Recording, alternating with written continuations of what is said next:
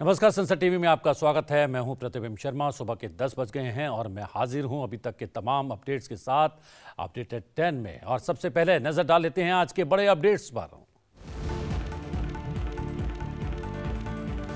US Asia university ranking में भारत ने चीन को पछाड़ा। चीन को 133 विश्वविद्यालय की तुलना में 148 भारतीय विश्वविद्यालय रैंकिंग में शामिल। 2014 में यूएस एशिया यूनिवर्सिटी रैंकिंग में शामिल थे मात्र 16 भारतीय शिक्षण संस्थान। भारत में 2015 के बाद से टीबी की घटनाओं में आई 16% की कमी। टीबी मृत्यु दर भी 18% घटा। डब्ल्यूएचओ ने टीबी की घटनाओं में कमी लाने पर भारत के प्रयासों को सराहा।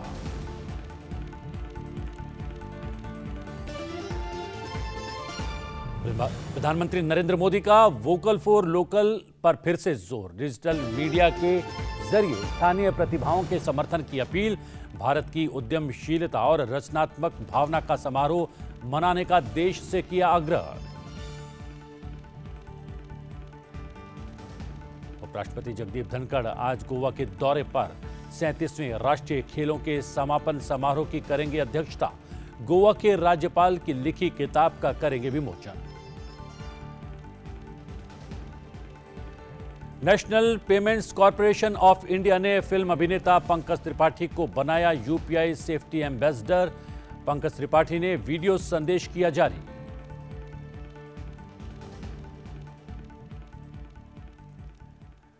बुधवार को जारी यूएस एशिया यूनिवर्सिटी रैंकिंग 2024 में सूचीबद्ध विश्वविद्यालयों की सबसे अधिक संख्या के साथ भारत ने चीन को पीछे छोड़ दिया है।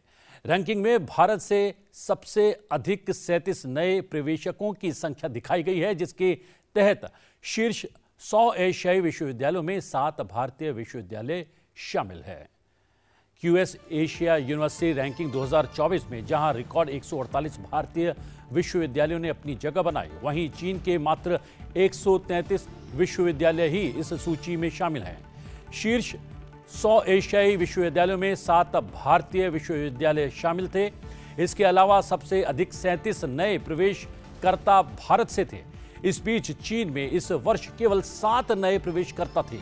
इस संस्करण में 25 एशियाई देशों के कुल 857 संस्थानों को स्थान दिया गया। आईआईटी बॉम्बे ने 40वीं रैंक हासिल की और इस वर्ष एशिया में सर्वोच्च रैंकिंग वाला भारतीय संस्थान बनकर उभरा है। इसने एशियाई शीर्ष 50 में अपना स्थान बरकरार रखा है। यूएस वर्ल्ड यूनिवर्सिटी रैंकिंग वैश्विक उच्च शिक्षा विश्लेषक क्वाक्रेली डायमंड द्वारा संकलित तुलनात्मक विश्वविद्यालय रैंकिंग का एक पोर्टफोलियो है। 2014 में यूएस एशिया यूनिवर्सिटी रैंकिंग में 16 भारतीय संस्थान शामिल थे। यह संख्या उल्लेखनीय रूप से बढ़कर अब 148 हो गई है। उधर डब्ल्यूएचओ ने 2015 के बाद से टीबी की घटनाओं में 16% की कमी और टीबी मृत्यु दर में 18% की कमी लाने में भारत की सफलता को स्वीकार कर लिया है और उसकी सराहना भी की है। वैश्विक टीबी रिपोर्ट 2023 के मुताबिक भारत ने ट्यूबरक्लोसिस यानी टीबी मरीजों का पता लगाने की प्रक्रिया में सुधार किया है और टीबी कार्यक्रम में प्रगति से कोविड-19 के असर को कम करने में मदद मिली है। भारत में टीबी के मरीजों में कमी वैश्विक टीबी मरीजों में आई गिरावट की गति से लगभग 2 गुना है।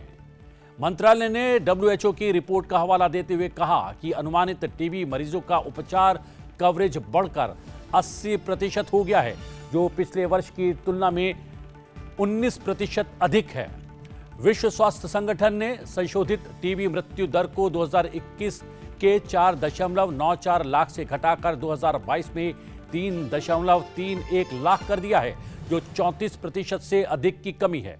डब्ल्यूएचओ की टीम ने भारत द्वारा प्रस्तुत किए गए सभी आंकड़ों की गहनता से समीक्षा की और देश की ओर से किए गए प्रयासों को न केवल स्वीकार किया बल्कि सराहा भी है। इस वर्ष वैश्विक टीबी रिपोर्ट ने भारत के लिए विशेष रूप से टीबी से संबंधित मृत्यु दर के आंकड़ों में कमी के साथ संशोधित अनुमानों को स्वीकार कर उसे प्रकाशित किया है। लोकसभा की आचार समिति आज तृणमूल कांग्रेस सांसद महुआ मोइत्रा के खिलाफ कैश फॉर क्वेरी आरोप पर एक मसौदा रिपोर्ट अपनाने के लिए बैठक करने वाली है। इन संकेतों के बीच की पैनल उन पर लगे आरोपों पर गंभीर रुख अपना सकता है। भाजपा सांसद निशिकांत दुबे ने मोइत्रा के खिलाफ लोकसभा अध्यक्ष ओम बिरला से संपर्क किया था और उन पर उपहार के बदले व्यवसायी दर्शन हीरानंदानी के इशारे पर एक समूह को निशाना बनाने के लिए लोकसभा में सवाल पूछने का आरोप लगाया था। 15 सदस्यीय आचार समिति में भाजपा के 7, कांग्रेस के 3 और बसपा, शिवसेना, वाईएसआरसीपी, सीपीआईएम और जेडीयू के एक सदस्य हैं। प्रधानमंत्री नरेंद्र मोदी ने एक बार फिर वोकल फॉर लोकल पर जोर दिया है। उन्होंने जनता से डिजिटल मीडिया का उपयोग करके स्थानीय प्रतिभाओं का समर्थन करने की अपील की है। प्रधानमंत्री ने भारत की उद्यमशीलता और रचनात्मक भावना के समर्थन में समारोह मनाने का अनुरोध भी किया है। प्रधानमंत्री ने सोशल मीडिया संदेश में कहा है कि आइए इस दिवाली पर हम नमो ऐप पर वोकल फॉर लोकल थ्रेड के साथ भारत की उद्यमशीलता और रचनात्मक भावना का समारोह मनाएं। आइए हम ऐसे उत्पाद खरीदें जिन्हें स्थानीय स्तर पर बनाया गया हो और उसके बाद उस उत्पाद या उसके निर्माता के साथ नमो ऐप पर एक सेल्फी पोस्ट करें। अपने मित्रों और परिवारों को अपने थ्रेड में शामिल होने और सकारात्मकता की भावना का प्रसार करने के लिए आमंत्रित करें। आइए हम स्थानीय प्रतिभाओं का समर्थन करने, साथ ही भारतीयों की रचनात्मकता को प्रोत्साहित करने और अपनी परंपराओं को समृद्ध बनाए रखने के लिए डिजिटल मीडिया की शक्ति का उपयोग करें। उन्होंने एक लिंक भी साझा किया जिस पर लोग नमो ऐप पर उत्पाद या उसके निर्माता के साथ सेल्फी पोस्ट कर सकते हैं। प्रधानमंत्री की त्योहारों के अवसर पर वोकल फॉर लोकल अपील को समझने के लिए देखते हैं वोकल फॉर लोकल के लिए प्रेरित करता ये खास वीडियो। साथियों, हमारे त्योहारों में हमारी प्राथमिकता हो वोकल फॉर लोकल और हम मिलकर उस सपने को पूरा करें। हमारा सपना है आत्मनिर्भर भारत।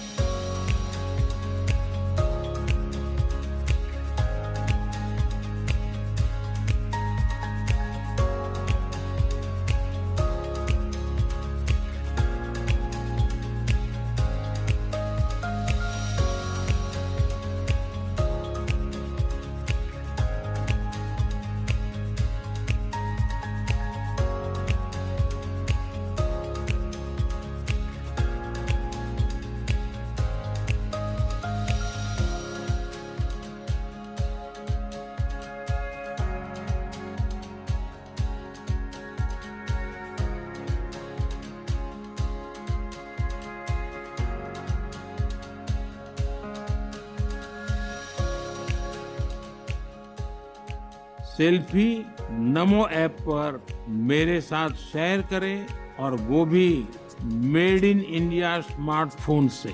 मैं उनमें से कुछ पोस्ट को सोशल मीडिया पर शेयर करूंगा ताकि दूसरे लोगों को भी वोकल फॉर लोकल की प्रेरणा मिले। देश भर से प्रधानमंत्री की वोकल फॉर लोकल मुहिम को आम और खास सभी का सपोर्ट मिल रहा है। इसी दिशा में अभिनेता जैकी श्रॉफ ने भी इस दिवाली स्थानीय उत्पादों को चुनकर एक उदाहरण पेश किया है। उन्होंने अपने सोशल मीडिया अकाउंट से एक वीडियो साझा किया है और लोगों से इस मुहिम से जुड़ने का आग्रह भी किया है। सादर प्रणाम। इस दीप की कहानी ये है कि ये उर्मिला काकी के खेत की मिट्टी से बना है।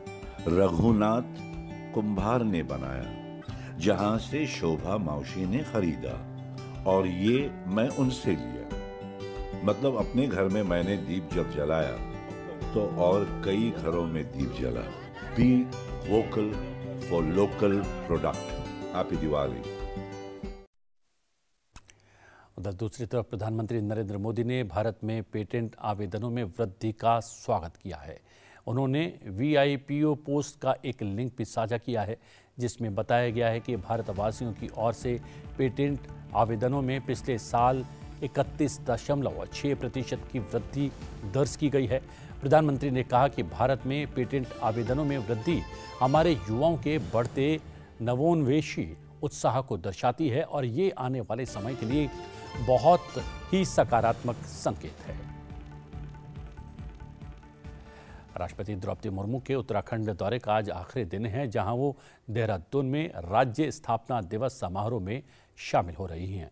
इससे पहले बुधवार को राष्ट्रपति द्रौपदी मुर्मू ने उत्तराखंड के श्रीनगर में हेमवती नंदन बहुगुणा गढ़वाल विश्वविद्यालय के 11वें दीक्षांत समारोह में शिरकत की। छात्रों को संबोधित करते हुए राष्ट्रपति ने कहा कि उत्तराखंड के लोगों ने सदैव शिक्षा को महत्व दिया है। राष्ट्रपति ने कहा कि शिक्षा के प्रति लोगों का लगाव राज्य की साक्षरता दर में भी दिखाई देता है, जो राष्ट्रीय औसत से बेहतर है। राष्ट्रपति ने कहा कि इस विश्वविद्यालय की स्थापना में जन आंदोलन ने प्रमुख भूमिका निभाई है। राष्ट्रपति ने यह भी कहा कि 70 के दशक में शिक्षा के लिए चलाया गया आंदोलन इस क्षेत्र में विकसित जन चेतना का प्रतीक है। उन्होंने कहा कि आज जब हम महिला नेतृत्व वाले विकास की ओर बढ़ रहे हैं, तो 11वें दीक्षांत समारोह का विषय सशक्त महिला समृद्ध राष्ट्र इस विश्वविद्यालय की प्रगतिशील सोच को दर्शाता है।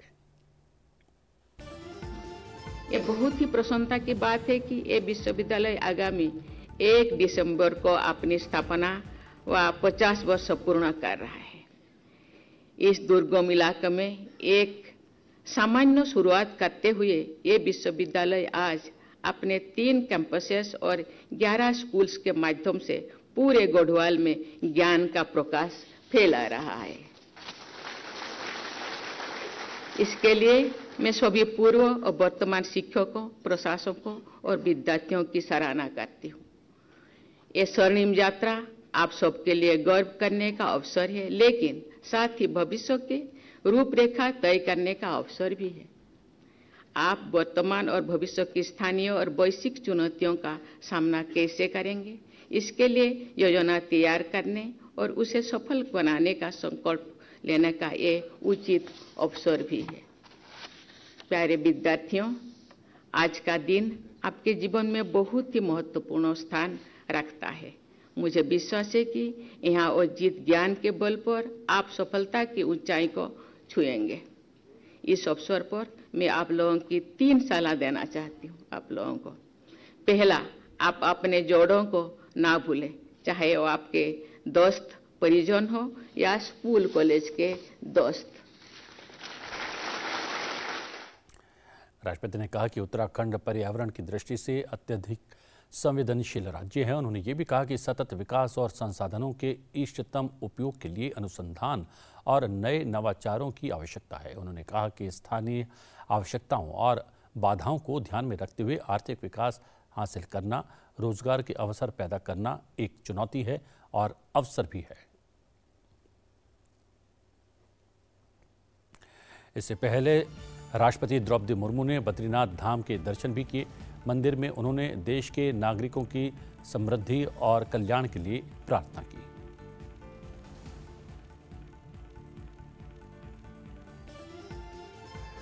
उत्तराखंड के स्थापना दिवस पर उपराष्ट्रपति जगदीप धनखड़ और प्रधानमंत्री नरेंद्र मोदी ने राज्य के लोगों को शुभकामनाएं दी हैं। प्रधानमंत्री ने राज्य के स्थापना दिवस पर शुभकामनाएं देते हुए एक्स पर लिखा, भारतीय संस्कृति और परंपरा की समृद्धि में देवभूमि उत्तराखंड का अमूल्य योगदान है। प्राकृतिक पर्यटन के लिए प्रसिद्ध इस प्रदेश के मेरे सभी परिवारजन अत्यंत परिश्रमी होने के साथ साथ बेहद पराक्रमी भी हैं।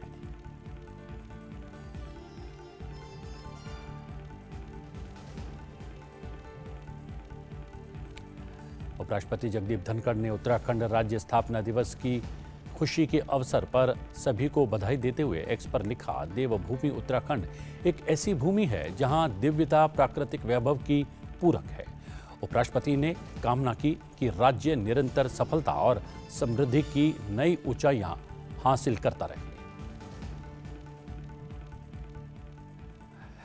इस बीच उपराष्ट्रपति जगदीप धनखड़ ने कहा है कि नारी शक्ति वंदन विधेयक से महिलाओं को सम्मान मिला है। उपराष्ट्रपति राजस्थान के अजमेर के मेयो कॉलेज की छात्राओं को पुरस्कार प्रदान करने के बाद संबोधित कर रहे थे। उन्होंने ये भी कहा कि किसी भी समाज में परिवर्तन और समानता लाने के लिए शिक्षा सबसे प्रभावी माध्यम है।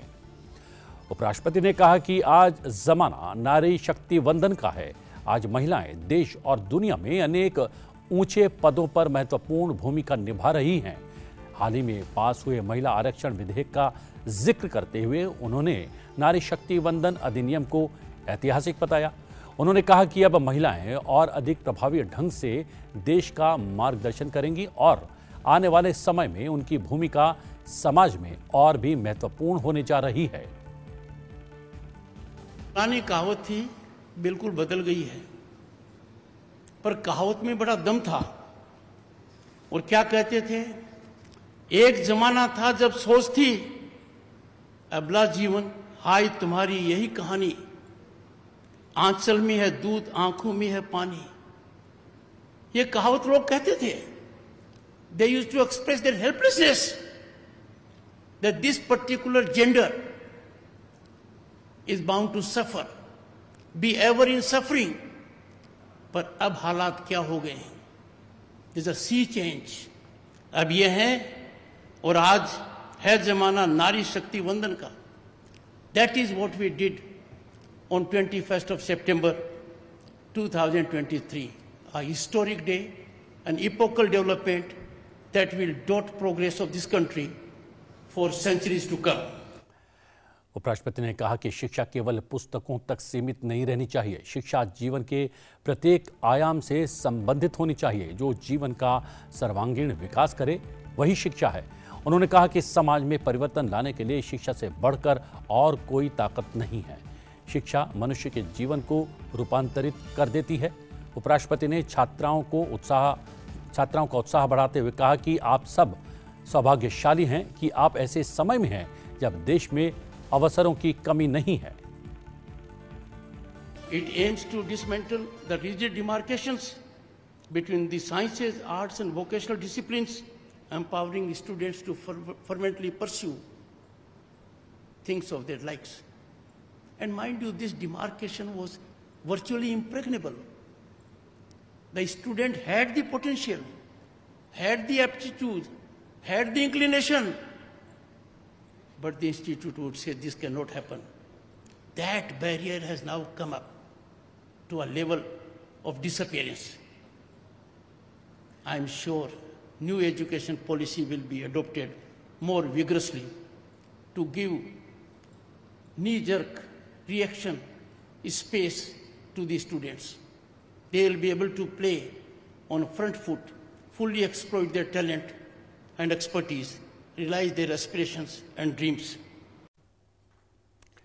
हम आपको बता दें कि उपराष्ट्रपति आज गोवा के दौरे पर रहेंगे। वो राजभवन में गोवा के राज्यपाल की पुस्तक वामन वृक्ष कला का विमोचन करने वाले हैं। ये गोवा के राज्यपाल PS श्रीधरन पिल्लई की 200वीं पुस्तक है। गोवा के राज्यपाल PS श्रीधरन पिल्लई एक द्विभाषीय लेखक हैं। वे अंग्रेजी और अपनी मातृभाषा मलयालम दोनों में सहजता और निपुणता से लिखा करते हैं। वो राजनीति, सामाजिक और कानूनी मुद्दों पर लिखते हैं। उनके द्वारा लिखित पुस्तकों में कविता संग्रह भी शामिल है। भारत अमेरिका के बीच मंत्री स्तर की 5वीं 2+2 वार्ता शुक्रवार यानी कि कल नई दिल्ली में आयोजित होगी। रक्षा मंत्री राजनाथ सिंह और विदेश मंत्री डॉक्टर S जयशंकर इस वार्ता में भारत का प्रतिनिधित्व करेंगे। 2+2 वार्ता में अमेरिका की ओर से विदेश मंत्री एंटनी ब्लिंकन और रक्षा मंत्री लॉयड ऑस्टिन हिस्सा लेने वाले हैं। इस वार्ता के दौरान दोनों देश रक्षा, सुरक्षा और प्रौद्योगिकी तथा अन्य क्षेत्रों में सहयोग की समीक्षा करने वाले हैं। हम आपको बता दें कि भारत और अमेरिका के बीच 2+2 मंत्री स्तरीय वार्ता से पहले नई दिल्ली में पहली डिफेंस एक्सेलरेशन इकोसिस्टम यानी कि इंडस एक्स निवेशक सम्मेलन आयोजित किया गया है। इस दौरान Indus x education series Gurukul का शुभारंभ किया गया। इसका उद्देश्य निवेशक और स्टार्टअप्स को अमेरिका और भारत के रक्षा इकोसिस्टम का मार्गदर्शन करना है। कार्यक्रम में रक्षा क्षेत्र के स्टार्टअप और एमएसएमई शामिल हुए। बैठक में स्टार्टअप, निवेशक, इंक्यूबेटर और उद्योग सहित सभी को एक मंच पर लाया गया। अमेरिकी रक्षा विभाग के अंतर्गत रक्षा नवाचार इकाई यानी कि DIU के निदेशक डॉग बेक ने अमेरिकी प्रतिनिधि मंडल का नेतृत्व किया और भारतीय प्रतिनिधि मंडल का नेतृत्व विवेक वीरमानी ने किया। इस आयोजन का समन्वय भारत अमेरिका रणनीतिक साझेदारी मंच इंडस्टेक और सोशल अल्फा द्वारा किया गया।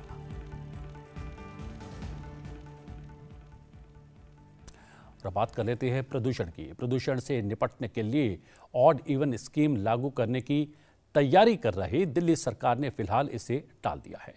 दिल्ली सरकार ने कहा है कि उच्चतम न्यायालय के सम विषम यानी कि ऑड इवन कार्य योजना की प्रभावशीलता की समीक्षा किए जाने के बाद ही इसे लागू किया जाएगा। दरअसल शीर्ष अदालत ने मंगलवार को वाहन प्रदूषण पर अंकुश लगाने के उद्देश्य से संबंधित इस योजना के असर पर सवाल उठाया था। इसी के साथ ही दिल्ली सरकार ने प्रदूषण पर लगाम लगाने के लिए ऐप आधारित कैब पर बैन लगा दिया है। दिल्ली सरकार ने दूसरे राज्यों में रजिस्टर्ड उबर, ओला समेत अन्य ऐप आधारित कैब की दिल्ली में एंट्री पर रोक लगा दी है। केजरीवाल सरकार के इस फैसले के बाद दिल्ली में रजिस्ट्रेशन वाली यानी कि सिर्फ DL नंबर वाली ऐप आधारित कैब ही चल पाएंगी। गोपाल राय ने स्पष्ट रूप से कहा है कि सुप्रीम कोर्ट के निर्देश पर ऐप आधारित दिल्ली से बाहर की रजिस्ट्रेशन वाली गाड़ियों पर प्रतिबंध लगाने का आदेश दे दिया गया है। आज राष्ट्रीय खेलों के 37वें संस्करण का समापन होने वाला है। उपराष्ट्रपति जगदीप धनखड़ पणजी में doctor Shyama Prasad Mukherjee indoor stadium में समापन समारोह की अध्यक्षता करने वाले हैं। गोवा में पहली बार आयोजित हुए राष्ट्रीय खेलों में 15 दिनों तक देश भर के खिलाड़ियों के बीच कड़ी स्पर्धा हुई। आज उपराष्ट्रपति जगदीप धनखड़ की उपस्थिति में इन खेलों का रंगारंग समापन होगा। शाम करीब 4 बजे इसका सीधा प्रसारण आप संसद टीवी पर देख सकते हैं। हम आपको बता दें कि प्रधानमंत्री नरेंद्र मोदी ने 26 अक्टूबर को मडगांव, गोवा के पंडित जवाहरलाल नेहरू स्टेडियम में 37वें राष्ट्रीय खेलों का उद्घाटन किया था। इसमें देश भर से 10,000 से ज्यादा एथलीट्स ने हिस्सा लिया। इस दौरान खिलाड़ियों ने 28 स्थानों पर 43 खेलों में प्रतिस्पर्धा की। पदक तालिका में महाराष्ट्र 71 स्वर्ण सहित 208 पदक जीतकर पहले स्थान पर, सर्विसेज स्पोर्ट कंट्रोल बोर्ड 59 स्वर्ण सहित कुल 117 पदक के साथ दूसरे स्थान पर, हरियाणा 53 स्वर्ण पदक सहित कुल 161 पदक के साथ तीसरे स्थान पर रहा। आइए एक वीडियो के जरिए जानते हैं राष्ट्रीय खेलों में खिलाड़ियों के प्रदर्शन को।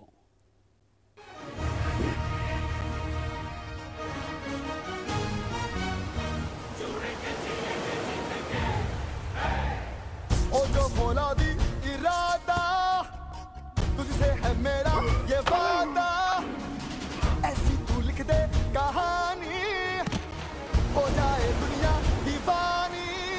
तो जीतेगा, तो जीतेगा, तो जीतेगा, जीतेगा, जीतेगा। चक्कर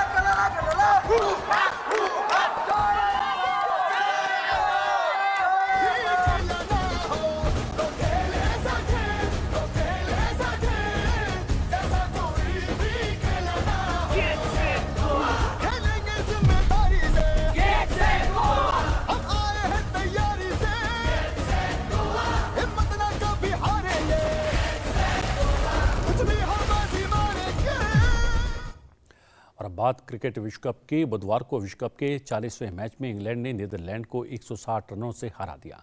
पुणे के महाराष्ट्र क्रिकेट एसोसिएशन स्टेडियम में इंग्लैंड के कप्तान जोस बटलर ने टॉस जीतकर पहले बल्लेबाजी का फैसला किया। इंग्लैंड ने 50 ओवर में 9 विकेट पर 339 रन बनाए। जवाब में नीदरलैंड की टीम 37.2 ओवर में 179 रन पर सिमट गई। बेन स्टोक्स ने दमदार बल्लेबाजी करते हुए शतकीय पारी खेली, जबकि डेविड मलान और क्रिस वोक्स ने अर्धशतकीय पारी खेली। 9 विकेट में टीम ने 339 रन का स्कोर खड़ा किया। फिरकी के दम पर इंग्लिश टीम ने नीदरलैंड को महज 179 रनों पर ढेर कर दिया और बड़ी जीत दर्ज की। इस जीत के साथ ही इंग्लैंड के खाते में 2 अंक जुड़ गए हैं। इंग्लैंड अंक तालिका में 10वें से 7वें स्थान पर आ गया है। दूसरी ओर नीदरलैंड की टीम 8 मैचों में 6ठी हार के साथ विश्व कप से बाहर हो गई है। आईसीसी वनडे विश्व कप का 2023 का 41वां मैच आज न्यूजीलैंड और श्रीलंका के बीच खेला जाने वाला है। दोनों टीमें इस मुकाबले के लिए बेंगलुरु के एम चिन्नास्वामी के मैदान में उतरने वाली हैं। और बात करते हैं आज के दिन से जुड़ी इतिहास की और जानते हैं आज के दिन से जुड़ी मुख्य घटनाओं के बारे में। 9 नवंबर साल 2000 को भारत गणराज्य के 27वें राज्य के रूप में उत्तराखंड राज्य का गठन किया गया। साल 2000 में अपने गठन से पूर्व यह उत्तर प्रदेश का भाग था। साल 2000 से 2006 तक यह उत्तरांचल के नाम से जाना गया। देहरादून उत्तराखंड की अंतरिम राजधानी होने के साथ इस राज्य का सबसे बड़ा नगर है। गैरसैंण नामक एक स्थान को इसकी भौगोलिक स्थिति को देखते हुए भविष्य के राजधानी के रूप में प्रस्तावित किया गया है। राज्य में हिंदू धर्म की पवित्र नदियों गंगा और यमुना के उद्गम स्थल गंगोत्री और यमुनोत्री स्थित हैं। उत्तराखंड चिपको आंदोलन के जन्म स्थान के नाम से भी प्रसिद्ध है।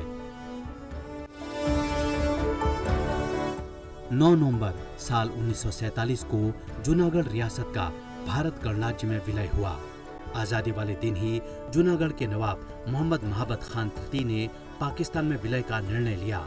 अगस्त से शुरू हुए जूनागढ़ के विलय का यह अध्याय नवंबर में तब खत्म हुआ जब सरदार पटेल ने वहां सेना भेजने का निर्णय लिया। भारत की सेना ने जूनागढ़ को चारों ओर से घेर लिया। इस तरह से जूनागढ़ आज के दिन भारत का हिस्सा बना। 9 नवंबर साल 1953 को कंबोडिया ने फ्रांस से स्वतंत्रता प्राप्त की। कंबोडिया से पूर्व इसे कंपूचिया के नाम से भी जाना जाता था। इसका नेतृत्व राजा से राजनेता बने नोरोडोम सिहानोक ने किया। पनहाम पेन इस देश का सबसे बड़ा शहर और इसकी राजधानी भी है। कंबोडिया का उदय एक समय शक्तिशाली रहे हिंदू और बौद्ध खमेर साम्राज्य से हुआ। इस साम्राज्य ने 11वीं से 14वीं सदी के बीच पूरे हिंद चीन इंडो चाइना क्षेत्र पर शासन किया था।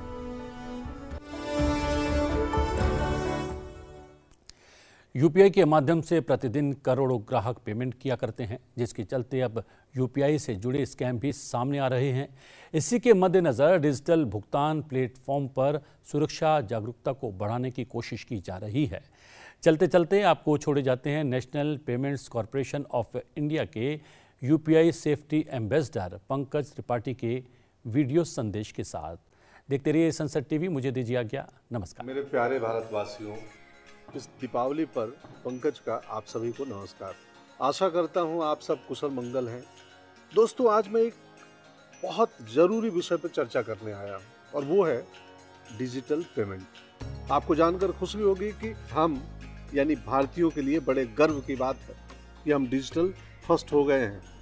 National payments corporation of India यानी NPCI के प्रोडक्ट्स जैसे UPI, RuPay, Bharat bill pay और IMPS हमारे देश के हर कोने, हर गांव, हर जिले, हर शहर, हर कस्बे करोड़ों लोगों की सब छोटी बड़ी पेमेंट ज़रूरतों को डिजिटली ज़्यादा आसान, ज़्यादा तेज और ज़्यादा सुरक्षित बना रहे हैं। अच्छा, सुरक्षा पर एक ज़रूरी बात, आप बेशक निडर होकर इस नए ज़माने की पेमेंट शैली का खुल के प्रयोग करें। बस पेमेंट करते समय कुछ अहम चीज़ों का ज़रूर ध्यान दें। पेमेंट करते समय जांच कर लें कि सही ऐप पे सही व्यक्ति को और सही कारण से ही भुगतान हो रहा है। मेहनत से कमाए अपने पैसों की रक्षा खुद करें। यूपीआई सेफ्टी शील्ड में सिखाए गए सभी सही तरीकों का पालन करें। ये है इजी, सेफ और इंस्टेंट। तो बस ज्ञान से, ध्यान से।